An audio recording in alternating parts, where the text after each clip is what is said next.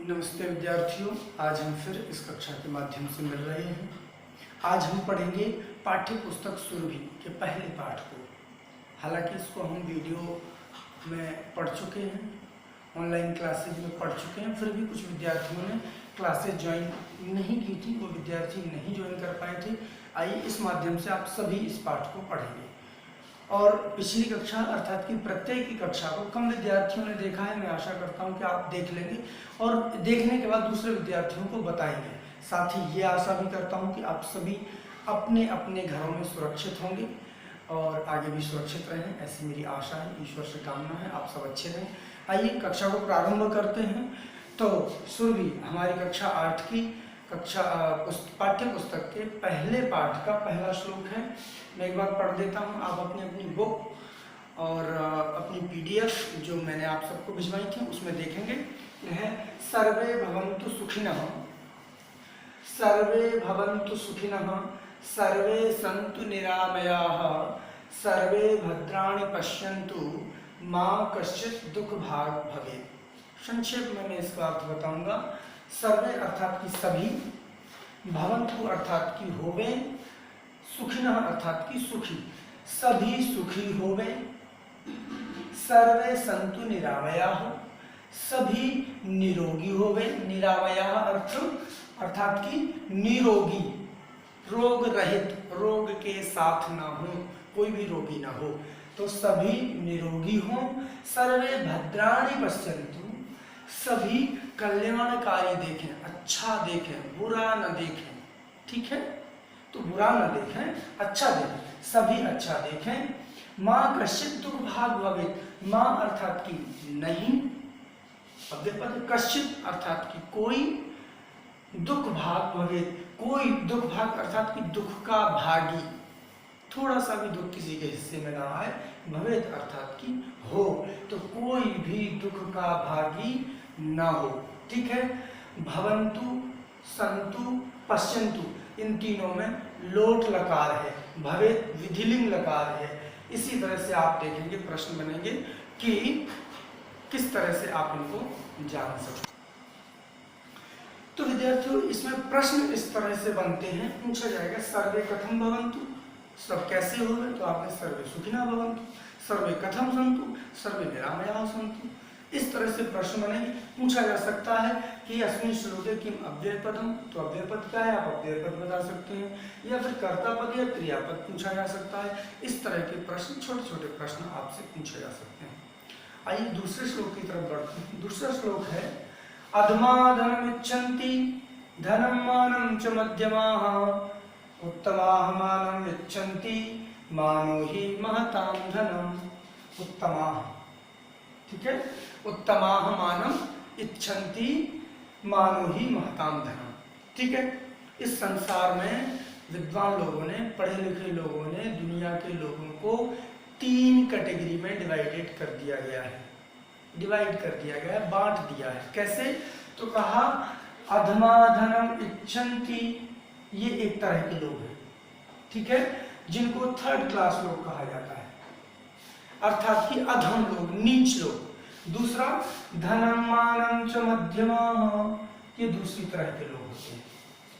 ये तीसरी तरह के लोग होते हैं, दूसरी तरह के लोग होते हैं। और फर्स्ट जो अपर क्लास के लोग, अच्छी कैटेगरी के लोग कौन से होते हैं, तो उत्तमाः मानं इच्छन्ति, ये नंबर 1 होते हैं।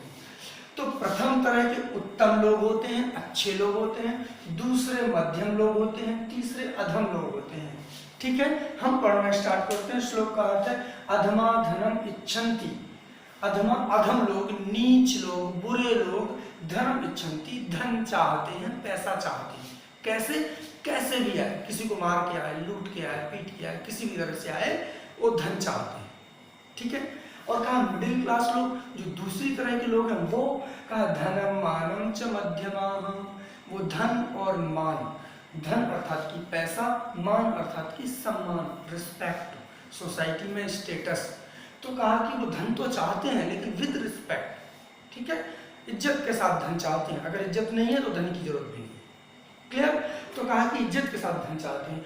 और कहा कि उत्तम प्रकार के लोग कौन होते हैं, सुपरलेटिव डिग्री वाले लोग कौन से होते हैं, ग्रेटेस्ट वाले कौन से होते हैं, तो कहा उत्तमाहं मानम इच्छन्ति, उत्तम लोग केवल सम्मान चाहते हैं, धन हो न हो जरूरत नहीं है, ठीक है, केवल सम्मान चाहते हैं। कैसे, तो कहा मानो ही महताम धनम, मानह अर्थमान अर्थात सम्मान, ही मतलब कि निश्चय, और महताम मतलब महापुरुषों का, अच्छे लोगों का, कौन से, उत्तम लोगों का सम्मान ही धन होता है, ठीक है।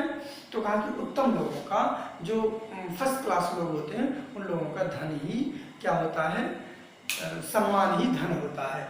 तो अधम लोग, नीच लोग धन चाहते हैं, मध्यम लोग धन के साथ सम्मान चाहते हैं, उत्तम लोग केवल सम्मान चाहते हैं, और कहा उत्तम लोगों का, महान लोगों का सम्मान ही क्या होता है, धन होता है। इस तरह की कामना इस दूसरे श्लोक में की गई है।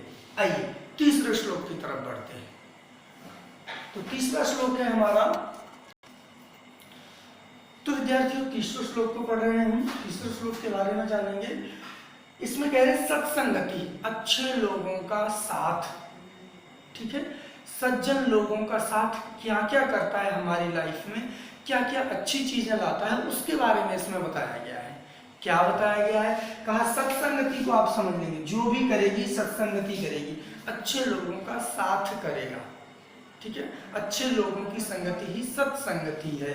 तो कहा सत्संगति क्या करती है, पहला काम है जाड्यम धियो हरति, ठीक है, जाड्यम अर्थात की जड़ता, धिय अर्थात की बुद्धि मस्तिष्क, हरति अर्थात की दूर करती है। तो बुद्धि की जड़ता को दूर करती है, जो बेकार बुद्धि है, जड़ बुद्धि है, हमारे काम नहीं आती, हमारी मूर्खता को दूर करती है। क्या, सत्संगति बुद्धि की जड़ता को दूर करती है।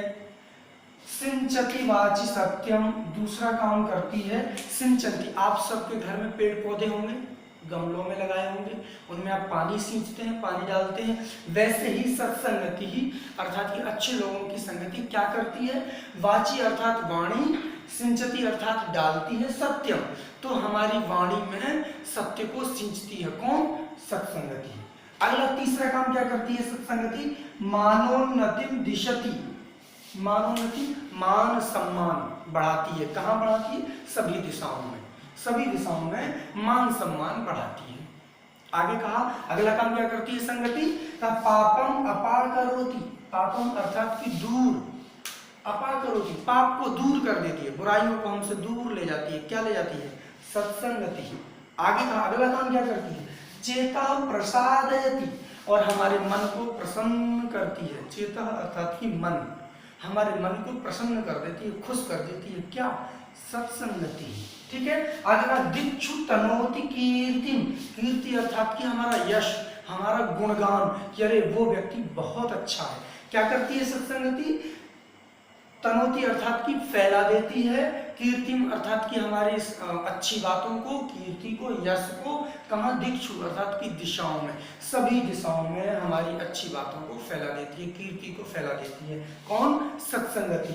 तो क्या सत्संगति कथय किम न करोति पुंसाम, सत्संगति क्या नहीं करती है पुरुषों के लिए, हम सब के लिए, अर्थात की सत्संगति हम सब के लिए सब कुछ करती है, ठीक है, इतने सारे काम करती है। आप याद रखेंगे, वीडियो को रोक रोक करके पॉज करके पढ़ेंगे और अगले श्लोक को देखते हैं। तो विद्यार्थियों अब चौथा श्लोक देखेंगे आप चौथा श्लोक देखेंगे, निंदन्तु नीति निपुणा यदि वास्तुवन्तु लक्ष्मी समाविशतु गच्छतु वा यथेष्टम अद्यैव वा मरणमस्तु युगान्तरे वा न्यायात् पथः प्रविचलन्ति पदम न धीरा।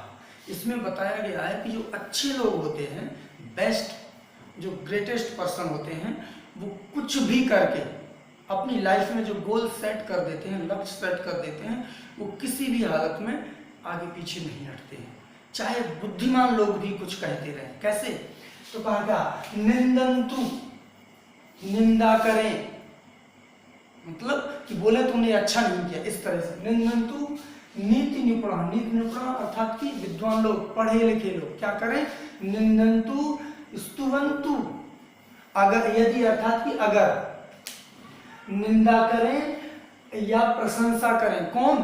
पढ़े लिखे लोग आपकी अच्छा कहें या बुरा कहें, ठीक है। फिर कहा लक्ष्मी समाविशतु गच्छतु वा यथेष्टम, लक्ष्मी धन, पैसा, मनी, प्रॉपर्टी, ठीक है।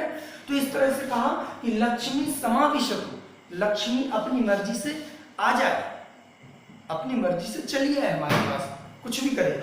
और कहा गच्छतु वा यथेष्टम, अपनी मर्जी से वापस चली जाए, लक्ष्मी आ जाए या चली जाए।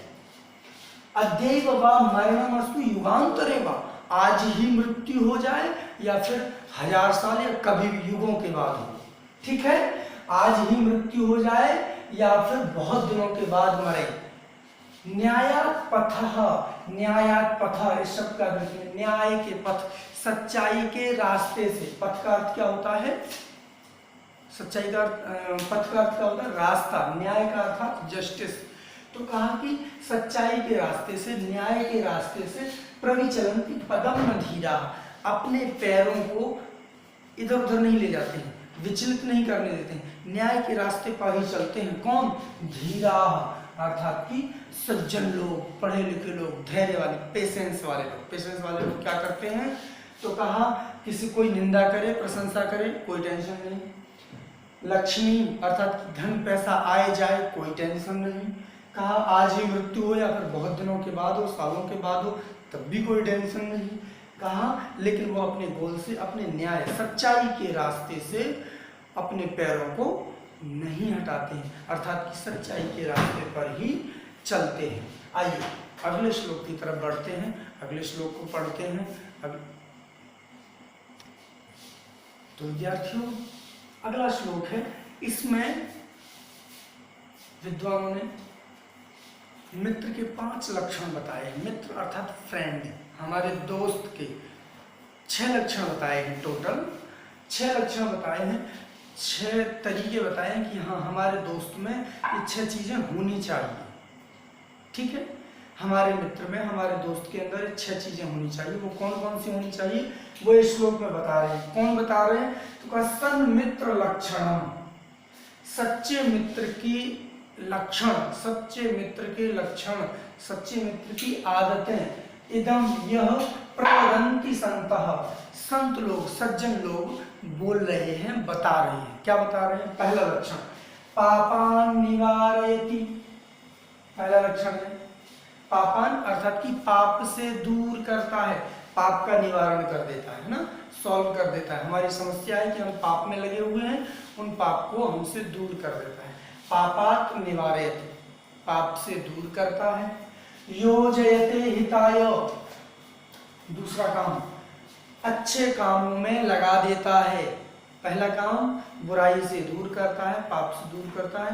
दूसरा काम अच्छाई में लगा देता है। योजयते अर्थात कि लगाता है, हिताय अच्छे कामों में।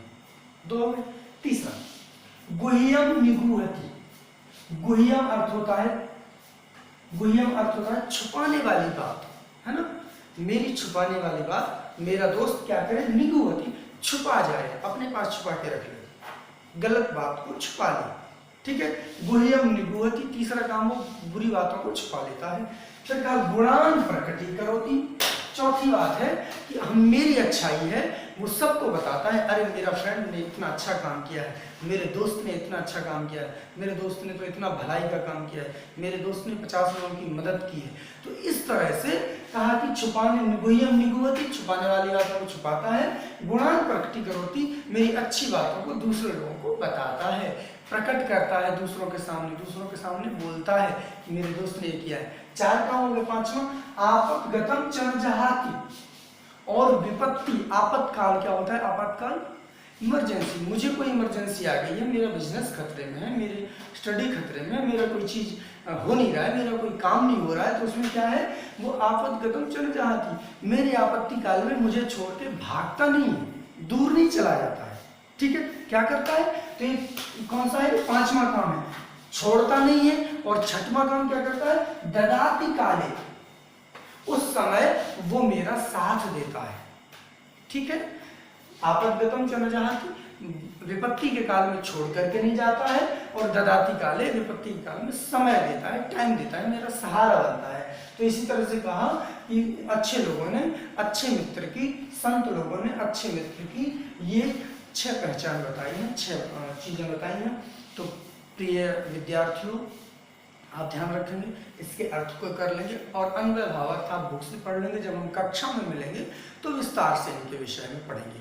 तो एक मोटे तौर पर जान लेंगे, कोई प्रश्न पूछा जाता है तो इन्हीं में से पूछा जाता है। कोई एक श्लोक दे दिया जाएगा, या मान लीजिए तीसरा श्लोक है जाड्यम धी हरति सिंचति वाचि सत्यम, तो इसके बारे में कहा जाएगा कि जाड्यम धी का हरति, कौन हरती है, आप बताएंगे सत्संगति। और वाण्याम सत्यम का संचति, आप बताएंगे सत्संगति। मानोन्नतिम दिशति का करोति, मान की उन्नति कौन करती है, तो सत्संगति। पापम अपा का दूरम करोति, तो कहेंगे आप लेंगे सत्संगति। इस तरह से प्रश्नों के उत्तर देंगे, या अव्यय पद, कर्ता पद, क्रियापद, इस तरह के प्रश्नों को ज्यादा देखेंगे। तो प्रिय विद्यार्थियों, आज की कक्षा में आपने पहले पाठ के इन श्लोकों को पढ़ा है। इन श्लोकों को आप देखेंगे, रिवीजन करेंगे। हालांकि इसकी एक्सरसाइज में आपको पहले ही भेज चुका हूं, तो आप अपने आप अभ्यास करेंगे, इसको करेंगे। अगली कक्षा में अगले पाठ के साथ मिलेंगे, तो अगली कक्षा को थोड़े और अच्छे से करेंगे। आप अभ्यास करेंगे, आप रीड कर लेंगे। प्रिय विद्यार्थियों, मैं आशा करता हूँ आप पढ़ने के बाद दूसरे विद्यार्थियों को भी बताएंगे, अन्य डीएवी के विद्यार्थियों को भी बताएंगे, जहाँ पर भी आप बता सकें, जिन भी लोगों को आप बता सकें। आप पढ़ें, अधिक से अधिक पढ़ें, अधिक से अधिक प्रश्न करें। अगर कोई डाउट है तो मुझे कमेंट करके बताएं और चैनल को भी सब्सक्राइब कर लें। फिर प्रिय विद्यार्थियों, अगली कक्षा में मिलेंगे और अगली कक्षा तक के लिए आप सबको नमो नमः इति ओम सम, धन्यवाद।